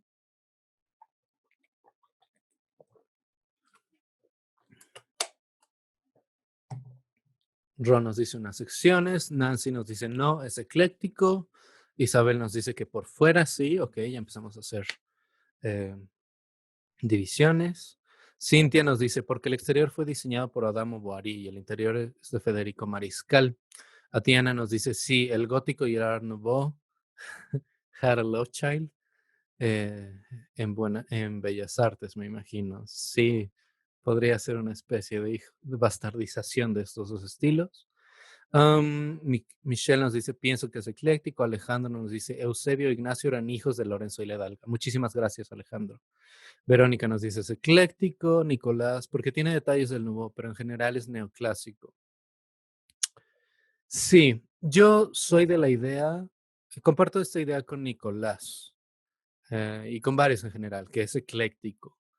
Sí, tiene algunos elementos del Nouveau, pero yo diría que es muy, muy, muy difícil apuntarlo o ponerlo dentro de un estilo. Por lo tanto, lo llamaría ecléctico, hablando solo del exterior. Sí hay algunos elementos que son muy notorios en términos de Art Deco, sobre todo estas dos ventanas, el tipo de curvatura del arco de las dos ventanas superiores, yo lo llamaría Nouveau. Por tanto, la curvatura del remate aquí arriba. Otro asunto que es muy del Nouveau es pues la profusión decorativa, la exageración, digamos, en elementos decorativos, de los cuales vemos muchísimos, todos los mascarones, todas las esculturas, vemos también los famosos Pegasos, pero sí tiene mucho de un neoclásico reinterpretado a través del Nouveau y un poquito del Deco, como que Boari vio hacia el futuro y también le metió un poco del Deco. El color de la cúpula recuerda bastante el Art Nouveau, es cierto, y el trabajo en vidrio de la cúpula también podría decirse que es bastante apropiado. En general yo diría que es una mezcla, pero pues es un debate continuo, lo cual a mí me parece muy interesante porque el debate nos permite aprender más cosas. Les pongo una foto del Palacio de Bellas Artes en construcción, del exterior al menos. Marta nos dice, por ser solo ventanas de 3 puntos, es una mezcla ecléctica. Totalmente de acuerdo. Bueno, como sabemos, fue diseñado y comenzado por el arquitecto italiano Adamo Bari, quien ya tenía bastante fama en todo el mundo. Trabajó en Brasil, en Italia, en Estados Unidos. Este edificio se comienza a construir en 1904. La idea era tenerlo terminado para 1908, para que fuera ya utilizado en 1910 para celebrar el centenario del inicio de la Guerra de Independencia Mexicana. En ese momento se tenía planeado que fuera solo, exclusivamente el Teatro Nacional. Es este periodo del gobierno porfiriano en el que se empiezan a crear instituciones nacionales, que serían como el, digamos, la marca a la que las instituciones en general deberían tirar, instituciones federales o nacionales que abarcaran un aspecto específico de la vida en la nación. Se detiene, por supuesto, por la Guerra de Revolución y se reanuda hasta 1932 por problemas económicos y sociales. La revolución, pues sabemos que tuvo muchísimo alcance en muchos campos de la vida. Federico Mariscal, como ya nos habían mencionado, es quien reanuda las obras y ya para entonces el estilo en boga o el estilo de moda era el deco y entonces pues todo el interior está en el estilo deco que revisamos en la plática anterior, que a lo mejor podemos ver de repetir si hay alguien, si hay suficiente gente interesada en repetirlo en algún momento. La estructura es de acero, por supuesto, y la cimentación de Bellas Artes estuvo a cargo de la compañía de Chicago llamada Milliken Brothers, y los cimientos son de acero y concreto. Por supuesto, sabemos que los cimientos fueron bastante eficientes, evitando que el edificio se cayera debido a los sismos y a la inestabilidad del subsuelo, pero pues son tan pesados que se hunde y se hunde y se hunde. Como nos mencionaron antes, tenemos el telón de cristal Tiffany hecho en Nueva York, en el que participó el señor Tiffany. Ya que se hizo, llegó al puerto de Veracruz y se vio aquí en México ya en su lugar por primera vez en 1911. Es único en el mundo, no hay ningún telón de esta magnitud en vidrio o en vitral. Está compuesto de 206 tableros. Cada uno de estos tableros miden casi 1 metro cuadrado. Tiene cerca de 1 millón de piezas de cristal opalescente, es decir, que tiene un efecto de cambio de color por cómo la luz le pega. Mide alrededor de 12,5 metros de altura, 12,5, 14,5 de ancho y tiene un espesor de 32 centímetros. Entonces, pues se imaginarán que es bastante pesado. Pesa 22 toneladas y fue diseñada para proteger a los espectadores de un posible incendio en el escenario.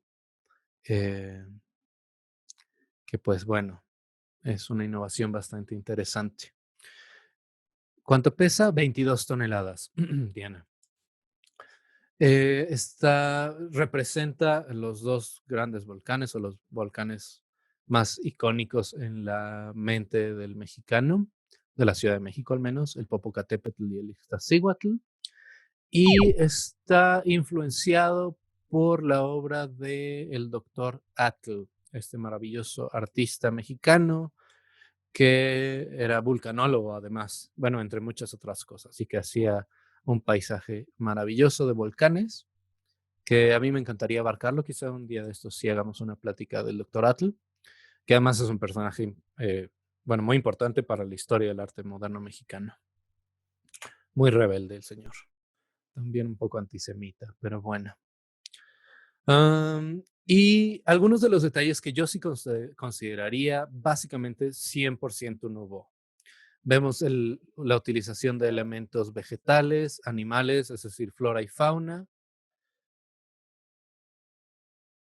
Em, el uso de la línea sinuosa que podemos ver aquí en estas serpientes bellísimas. Aquí se ve el uso de la línea sinuosa en los mascarones que representan diferentes aspectos del drama. Y estas también hermosas serpientes en la cara interior de los arcos del primer piso. Pero yo diría que en términos de purismo Art Nouveau, hasta ahí llega. Antonio Beltrán Solís nos dice, para Actoratl tendría que ser dentro del Museo de Geología. Podríamos ver qué hacemos al respecto. Hablando del Museo de Geología, aquí tenemos un detalle del Museo de Geología, la escalinata o la escalera. Está en la colonia Santa María la Ribera, donde está otra joya arquitectónica que además está relacionada con las ferias universales. Todo nos lleva a las ferias universales. El kiosco morisco, que se hizo en 1885. En 1906 se inicia la construcción del edificio que alberga el Museo de Geología. La escalinata que aquí vemos, que es lo que hace referencia dentro del museo, perdón, al estilo Nouveau, se hizo en Alemania, entonces es más cercana al Jugendstil. Está forjada en hierro y tiene elementos decorativos florales, vegetales a lo largo de toda la escalinata. Y además, entre cada escalón tiene grecas, llamémoslo, o detalles de influencia prehispánica. Otra joya que tristemente se perdió es la Casa Requena. La Casa Requena es una casa que estuvo a 2 cuadras del Palacio de Bellas Artes, hacia el norte, y pues era uno de los ejemplos decorativos, bueno, uno de los ejemplos arquitectónicos y decorativos, pues más exuberantes de toda la ciudad. Era una casa particular, tiene muchísima historia. Su primer registro de venta de ese lote es desde 1737. Y ya para 1800, perdón, la compró José Luis Requena Abreu, que, bueno, era sobrino del entonces gobernador de Coahuila y le encargó los trabajos de restauración de la Casa Requena a un artista catalán, Ramón P. Canto. Y ahí se mudó, la casa ya estuvo lista para 1895. Antonio nos dice, la cantera con la que se revistió, perdón, con la que revistió el Museo de Geología viene en Naucalpan. Wow, ok, eso no lo sabía, entonces es de por aquí donde yo estoy. Luisa nos pregunta, ¿dónde está esa casa? Ya no existe, estaba a 2 cuadras de Bellas Artes, pero ya no existe. El estado actual de lo que fue esa belleza es deprimente. Concuerdo que es deprimente. Al menos tenemos estas muy buenas fotos. Aquí vemos el comedor. Vemos, por ejemplo, la lámpara central hecha en bronce y vidrio, materiales propios de la época. Bueno, el bronce es de hace mucho. Vemos los elementos decorativos, estos nudos.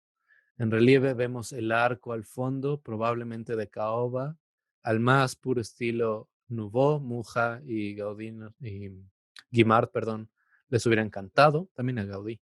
Las nervaduras también de caoba en los plafones del techo, exquisito.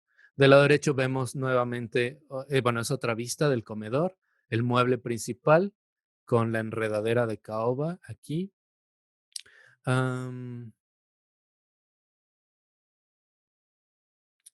Nicolás Dergal nos dice, sí existe, es un terreno abandonado. Bueno, sí, es cierto. Con los vestigios. Está en el mero centro, pero jamás se imagina nadie que eso fue. Correcto. ¿Cómo se llama la calle que está paralela a Hidalgo, la siguiente después de Hidalgo, hacia el norte? Está sobre esa calle. Ahorita lo buscamos también. Sí, está junto a unos puestos de comida, sí. En cuanto a la historia, bueno, el edificio fue dañado en los 60s, porque en 69 específicamente, porque se demolió el edificio contiguo y eso dañó la estructura. Ya había estado abandonada por algunos años ese edificio y fue en el 2005, en octubre, que se desplomó la casa. Entonces está bastante bien registrado. Aquí tengo la calle. Es la calle Santa Veracruz, número 43, que sí está a unos pasos de la Alameda. Se pueden ver los escombros. Afortunadamente, todo el mobiliario fue rescatado y está en una colección, en la colección de el Museo Quinta Gameros en Chihuahua. Y no estamos seguros de esto, pero hay algunos rumores que sugieren que el INAH, el Instituto Nacional de Antropología e Historia, está planeando reconstruirla, aunque con los nuevos cambios de presupuesto y demás, es un poco complicado. Es muy bonito cómo en la época, nos dice Nancy, cómo en la época del Art Nouveau los arquitectos se empiezan a involucrar no solo en el diseño de los edificios, sino también en el diseño de los muebles. Correcto, eso es diseño integral. Atrás de la iglesia de Santa Veracruz, exactamente, atrás de Santa Veracruz. La madera en las paredes es parte del Art Nouveau. Sí, el Art Nouveau utilizó todos los materiales disponibles. Normalmente los ejemplos más representativos son materiales de la modernidad, pero la madera, sobre todo la madera lujosa como la caoba o el ébano, también se usaban. Dependía del patrón. Y aquí a la izquierda tenemos el desayunador, que también es una belleza. Y de aquí del desayunador me encanta el detalle del respaldo de las sillas a manera de orquídeas. Ha de haber sido glorioso poder entrar, aunque sea, ya no hablemos de vivir ahí adentro. Y aquí del lado derecho vemos el patio central, muy al estilo arabesco, mudéjar, y sentarse. Sí. Entonces era una casa ecléctica, pero tenía algunos ejemplos muy buenos del Art Nouveau, nuevamente entre comillas, puro. Y aquí tenemos un ejemplo chiquito, digamos, no tan grandioso como todos los que vimos anterior. También es una casa privada. Es la Casa Prunes, se llama. Está en la calle Chihuahua número 78, en la colonia Roma. Se construyó en 1916.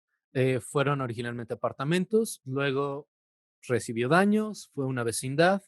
Recibió aún más daño en 1985 en el terremoto. Y gracias a los esfuerzos de la iniciativa privada, fue restaurada y reabierta en 2006. Solo les pongo la foto de la fachada porque es lo único que tiene Art Nouveau. Por dentro es más del neoclásico. Entonces creo que no era demasiado pertinente. Y ahí tenemos un Volkswagen moderno. Y bueno, ya para cerrar, vamos a hablar un poquito del arte pictórico, porque el Nouveau abarca muchísimas esferas de la creación humana y pues creo que siempre es pertinente hablar de lo pictórico. Aquí tenemos ejemplos de grafía o de impresión, de grabado, hechos por un artista mexicano. Perdón, Irma, la Casa Prunes está en Chihuahua, número 78. Julio Ruelas fue un artista mexicano, nació en 1870, muerto en 1907, vivió poco tiempo. Nació en Zacatecas, en una familia adinerada, asentada de hecho en el gobierno de Porfirio Díaz. Y de hecho se mudan a la Ciudad de México porque el papá es llamado para ocupar algún puesto burocrático aquí. Él entra a la Academia de San Carlos, como la mayoría de los grandes artistas de la época, y luego viaja a Europa, principalmente a Alemania. La mayoría de sus obras se considera que pertenecen al romanticismo mexicano y al simbolismo mexicano, igual que Klimt. Sin embargo, también se desarrolla dentro del Art Nouveau, como podemos ver en estos grabados. Tenemos 4 de ellos. donde podemos ver la línea sinuosa, la fuerte presencia de la figura femenina. Del simbolismo retoma el elemento de la mitología griega, por ejemplo. Y aquí podemos ver una de las pocas figuras masculinas que hemos, de hecho creo que la primera figura masculina que hemos visto aquí en el Art Nouveau, que a pesar de que sí, los hombres somos como más cuadrados en general, si reducimos mucho la figura humana, Ruelas utiliza la curvatura de la musculatura y de la estructura ósea para resaltar aspectos suaves tradicionalmente entendidos como femeninos. Tenemos aquí abajo a la derecha, se llama efluvios, tinta sobre papel. Fauno tocando la flauta aquí arriba. Autorretrato con musa. Aquí es el mismo Julio Ruelas. Y aquí arriba está A la sombra de un Hermes. Todos de principio de siglo XX. Carlos nos dice, ¿hay mucha arquitectura nouveau en la colonia Roma? Sí, hay bastante arquitectura nouveau, pero pues como vieron ya nos extendimos bastante, entonces ya no quise meter muchos más ejemplos. Y el otro único artista que yo diría que se metió de lleno al Nouveau en México es uno de mis favoritos por mucho, el gran Saturnino Herrán, nacido en 1887, muerto en 1918. Normalmente se dice que pertenece al movimiento del indigenismo, porque es este periodo en el que debido a la europeización mexicana hay una búsqueda contraria a esta, que es el movimiento indigenista, que trata de recuperar las tradiciones indígenas y prehispánicas en algunos casos. Entra a San Carlos en 1904 y participa en la exposición de 1910 organizada por Dr. Atl para la feria de celebración, para los festejos de la independencia de 1910. Porfirio Díaz hizo una gran faramalla y se organizó una gran exposición española en el Palacio de Bellas Artes, lo cual es un poco irónico, supongo, y el doctor Atl, junto con otros artistas de la época, hicieron huelga de artistas para que les dieran presupuesto para organizar una exposición de artistas mexicanos. Entonces, bueno, de ahí salen muchos de los artistas modernos de aquí. Durante la Revolución Mexicana, Saturnino Herrán, sobrevive básicamente haciendo ilustraciones, ya sea en tinta o en litografías, para libros, revistas, viñetas. Aquí a la izquierda tenemos La Dama del Mantón, que es un óleo sobre tela. En medio tenemos El Flechador y El Hijo Pródigo, que es una acuarela sobre el diseño de un vitral que nunca se realizó. Aquí quiero que vemos rápidamente la figura del flechador, porque es donde más se percibe el Art Nouveau. Vemos la utilización de una línea gruesa que remarca toda la silueta del personaje. Vemos que es una silueta afeminada nuevamente, es decir, con un quebramiento de la línea aquí en la cadera y en la columna vertebral, una forma de S o sinuosa. Y vemos que los colores son terracotas, que son pasteles, todo es muy suave. Y en el fondo vemos la utilización del dorado y del elemento decorativo de este elemento prehispánico. Y probablemente la pieza más conocida de Saturnino Herrán es una pieza que nunca se realizó, tristemente. Es una pieza que iba a ser un mural, un friso para decorar el Teatro Nacional. Entonces, podemos decir que Saturnino Herrán fue el padre de los muralistas mexicanos. La obra se llamó Nuestros dioses antiguos. Aquí les presento el panel central, justo en medio, llamado la Coatlicue normalmente, que a mí me parece una maravilla, porque además del estilo Nouveau, la utilización de luz y sombra, la utilización de mancha, recordemos que esto es solo un estudio, no es la pieza final, ya se imaginarán cómo habría quedado. Además de todos los elementos pictóricos, pues hace una combinación muy, muy, muy interesante de dos elementos mitológicos o religiosos que han permeado en nuestra psique, en nuestra mente. Del lado izquierdo tenemos la escultura del Acuatlicue, que ahorita está en el Palacio Nacional.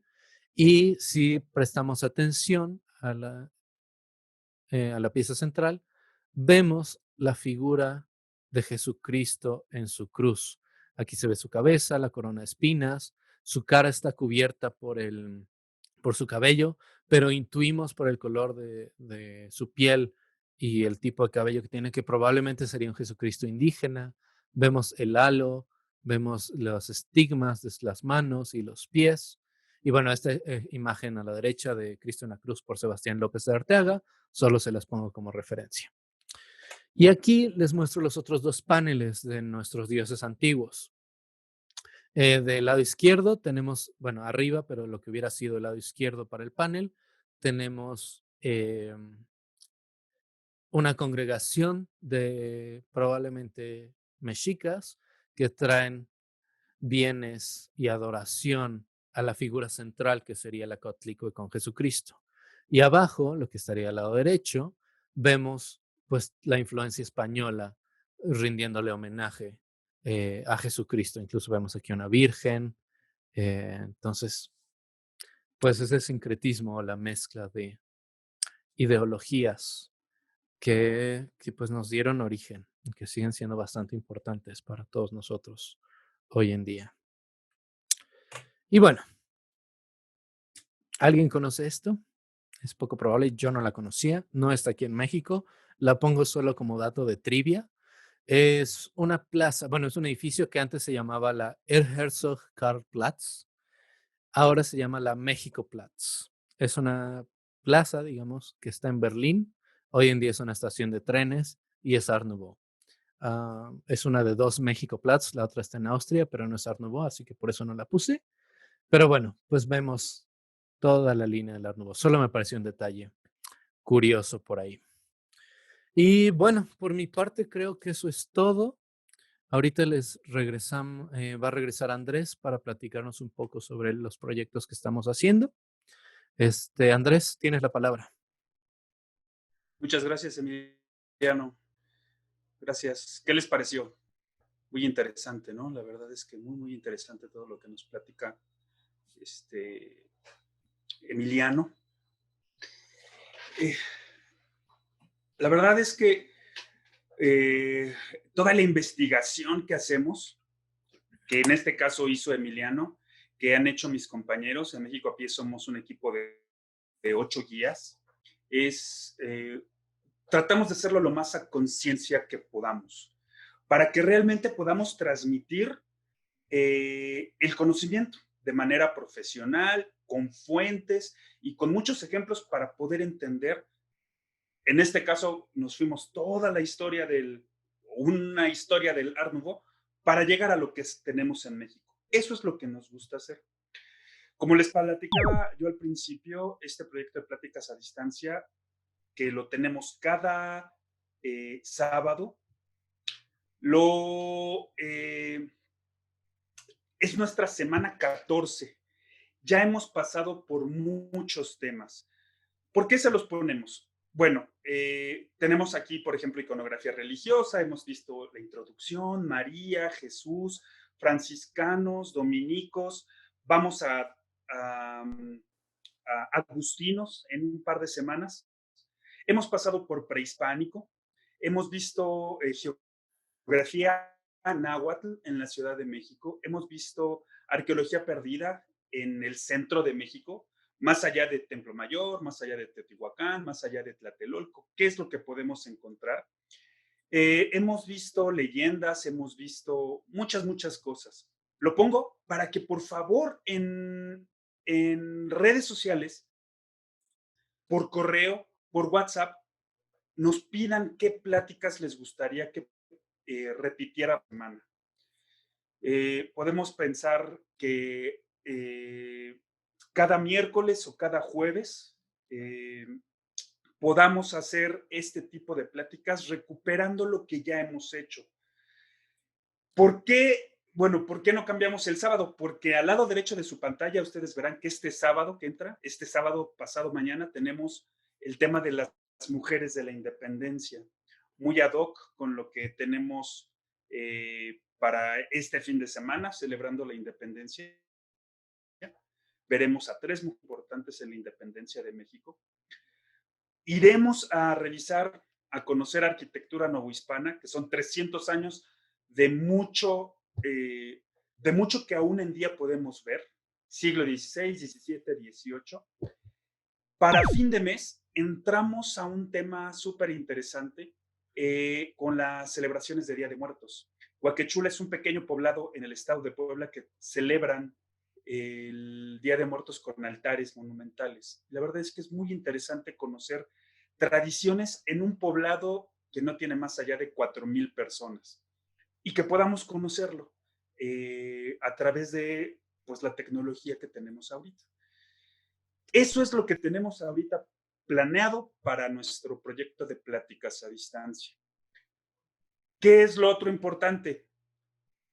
Pláticas a distancia surge porque tenemos que cuidarnos, pero hay mucha gente que nos está pidiendo ya salir a caminar a las calles de la Ciudad de México. Así que este sábado, Emiliano será nuestro guía. Nos vamos a la colonia Roma, grupos pequeños, tratando de cuidar la sana distancia, cubrebocas, todas las normativas. En México apenas nos preocupamos desde el principio en tener certificaciones. Tenemos un sello de calidad que nos dieron al principio de la pandemia porque nos capacitamos en poder hacerlo para poder cuidar a nuestros turistas y poder cuidar a nuestros guías. Es muy, muy importante eso para nosotros. Así que los invitamos. Tenemos todavía poquitos lugares. Este sábado a las 11 de la mañana en la colonia Roma. Es bien interesante porque ¿saben qué les vamos a pedir? Que lleven un lápiz y un cuaderno para poder hacer una dinámica un poquito diferente a lo que es un tour normal. Sí vamos a hablar de historia, sí vamos a ver diferentes estilos, vamos a hablar de los personajes que vivieron en la colonia Roma, pero practiquen el arte. El arte es para todos y esa es la idea precisamente de este recorrido. Así que los invitamos, por favor, síganos en redes sociales para ver pláticas a distancia, para ver, para poder empezar a caminar en este proyecto nuevo de que sea de Conoce tu ciudad, es como le estamos llamando. Leo en el chat, nos faltaron muchísimas cosas de Art Nouveau. Como dijo Emiliano, quisiéramos poner todo, pero nos piden una segunda parte de esta plática de Art Nouveau. Entonces, podríamos hacer a lo mejor una evolución de este Art Nouveau y cómo evoluciona en México, o cómo se quedó en ejemplos un poquito más pequeños, pensar en hacerlo. La Casa José es un buen ejemplo de Art Nouveau en Lomas de Chapultepec. Es verdad, hay muchos ejemplos todavía, a lo mejor no tan bien conservados de Art Nouveau en la colonia Roma, pero todavía existe y la pudiéramos hacer. Quisiera que repitieran Art Deco. ¿Qué les parece si lo pensamos para en unas 2 semanas, 3 semanas, por ejemplo, repetirlo? Para que no esté tan fresca de esta semana, pero a lo mejor poder hacerlo en unas 2, 3 semanas, entre semana, repetir esta de Art Deco, que nos da un poquito de continuidad por ahí en el comentario que decían, son tan similares los estilos como los elfos y los enanos en El Señor de los Anillos. Es decir, son totalmente diferentes. Pero siempre en nuestra mente los relacionamos. Art Nouveau y Art Deco van juntos, lo cual pues no necesariamente es verdad. Hay otra parte bien importante para nosotros y no quisiera dejar de mencionarla. México a Pie somos un grupo de 8 guías. Emiliano, si me puedes ayudar con la siguiente. Somos 8 guías que nos apoyamos de sus aportaciones. Cualquier aportación que nos puedan dar, 50 pesos, 100 pesos, 200 pesos, 500 pesos, por favor, cualquiera aportación nos ayuda muchísimo, porque todas estas aportaciones se van directo a nosotros los guías, o sea, no hacemos otra cosa de que la empresa gane para nada, apenas es muy a cuentagotas lo que nos ayuda a poder realizar esta investigación. y se los agradecemos muchísimo, todas esas aportaciones que nos ayudan. Se pueden ver las presentaciones anteriores. Sí, tenemos todas las presentaciones quedan guardadas, o sea, las tenemos guardadas el video, las subimos a la nube. Así que si por favor nos escriben WhatsApp, por Facebook y nos las piden, les mandamos una lista de todos los temas y ustedes nos dicen, ¿sabes qué? Me interesa esta, y con todo gusto se las podemos enviar. Agradecemos muchísimo sus aportaciones. Nuestro correo electrónico, se los escribo, es tours, T-O-U-R-S, @mexicoapie.com, así como está. Nuestro sitio es mexicoapie.com o nuestro sitio en español, mexicoapie.mx, en donde pueden ir revisando el calendario de actividades de pláticas a distancia, el calendario de actividades para Conoce tu Ciudad y los tours que tenemos regularmente. Gracias al apoyo de todos nuestros turistas en los últimos 4 años, tuvimos la gran satisfacción de que llevamos 3 años, es decir, casi desde el principio, en que en el precio de esta TripAdvisor somos la mejor compañía de tours privados en Ciudad de México, lo cual es bien importante para nosotros porque quiere decir que el trabajo que hace Emiliano, que hago yo, que hacen todos mis compañeros, es para ustedes, para los que nos acompañan en los recorridos. Tienen un precio las pláticas anteriores, no como tal, es un precio que ustedes fijan. Estas aportaciones es el pago a nuestro trabajo. Si ustedes nos quieren dar 200 pesos, muchas gracias. Si nos quieren dar 100, si no pueden darnos más que 50 pesos, muchas gracias. Si no, compártanos. Ya nos conocen ahora. Ya nos conocen, así que compartan, comuniquen con sus amigos. ¿Sabes qué? Conozco esta compañía que da estas pláticas a distancia. O a sus familiares cuando vengan a Ciudad de México. ¿Sabes qué? Conozco este grupo de guías que vienen, por favor, contáctenos, estaríamos muy, muy agradecidos con ustedes, comparten simplemente nuestro trabajo. Les agradezco, pueden llevar un tripié, Edgardo, sí, no hay ningún problema, puedes llevar un tripié. El recorrido durará 1 hora y media, más o menos. Empezamos en un punto de la Colonia Roma, terminamos en otro, recorremos varias calles.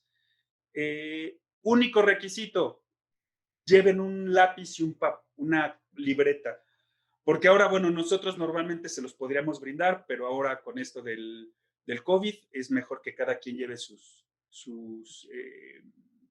instrumentos y nos puedan ayudar para entrar en esta dinámica.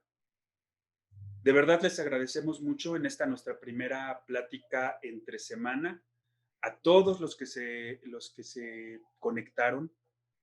Esperamos poder hacerlas regularmente entre semana. Necesitamos organizar nuestros horarios porque pues todos estamos buscando qué hacer.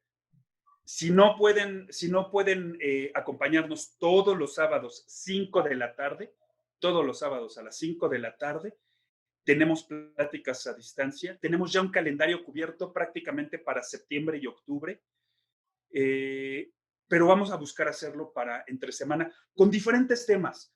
Hay algunos que nos gusta prehispánico, hay algunos que nos gusta novohispano, hay algunos que nos gusta siglo XIX, siglo XX. Tenemos para todo y eso es lo maravilloso de México. Les agradecemos mucho a todos. Leo sus comentarios, César, a Isabel, a Roberto, a Alfredo, a Irma, a Nicolás, a Miranda, a Amy, a Michelle, a Edgardo, a Valerie, a Elsa, a Luisa, a Isabel, a Ro, a todos los que participaron, que comentaron, que interactuaron con Emiliano. Muchas gracias. Emiliano, no sé si tengas algo más que agregar. Pues nada, muchísimas gracias por haber estado aquí. Qué bueno que lo disfrutaron. Sí tienen razón que hay muchísimos más ejemplos de Art Nouveau. Y pues sí, a lo mejor vale la pena hacer una segunda una continuación, el retorno del Art Nouveau. Para cualquier cosa que quieran, aquí estamos.